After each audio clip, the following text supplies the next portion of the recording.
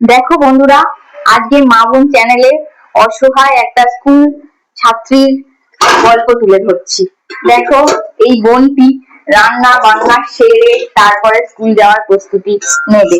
এই অসহায় বোনটির সাথে আজকে আমরা কথা বলে নেব। চলুন তাহলে কথা বলে নি। বোন, একটু শোনো। কি বলো? তুমি কোন ক্লাসে পড়ো? আমি ক্লাস 8-এ পড়ি। ও, একটু এগিয়ে আসো, আমাদের ক্যামেরার সাথে একটু কথা বলো। কি বলবো?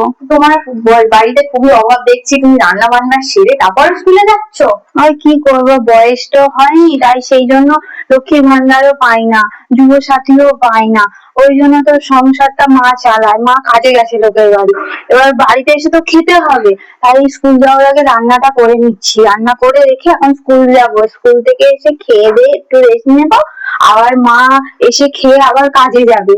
ওই জন্য আমাকেই সব করতে হয়, কি করবো বলো?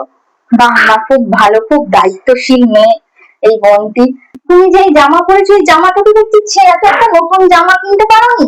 হ্যাঁ, মাকে বলেছি, মা বললো এই মাসে মাইনে পেলে তবেই কিনে দেবে। আর এখন না সব স্কুল থেকে ড্রেস দেওয়াও বন্ধ করে দিয়েছে, এবার বাইরে দিয়ে কিনতে হবে। স্কুল ড্রেস না খুবই দাম, ওই জন্য মা বলেছে এই মাসে মাইনে পেলে তবেই আমায় কিনে দেবে। এখন এই আপাতত এটা চালিয়েই নিচ্ছি কটা দিন। কিন্তু আমি তো জানি সরকারি স্কুলে শিক্ষার্থী প্রকল্পে টাকা পাচ্ছে, তা তুমি কি টাকা পাচ্ছ না? না, টাকা পয়সা দেয় না, বেকার জিনিস দেয়। ওটা সাইকেল দিচ্ছে, ফোন দিচ্ছে, এগুলো কি হবে? আমার বাড়ির কাছে স্কুল, আমি হেঁটে চলে যাই। আর ফোন নিয়ে কি করবো আমি? আমার তো লাগবে ড্রেস, বই, খাতা, এগুলো লাগবে না, ওগুলো পাই না কিচ্ছু।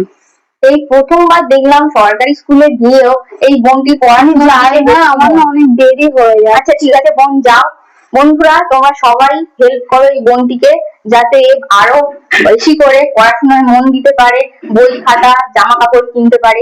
আবার এই প্রথম আমি দেখলাম যে কোনো সরকারি স্কুলে পড়ে সে পড়াশোনার দিকে মন দিচ্ছে, যে ট্যাগ দিচ্ছে, সাইকেল দিচ্ছে, এগুলোর দিকে মন নেই।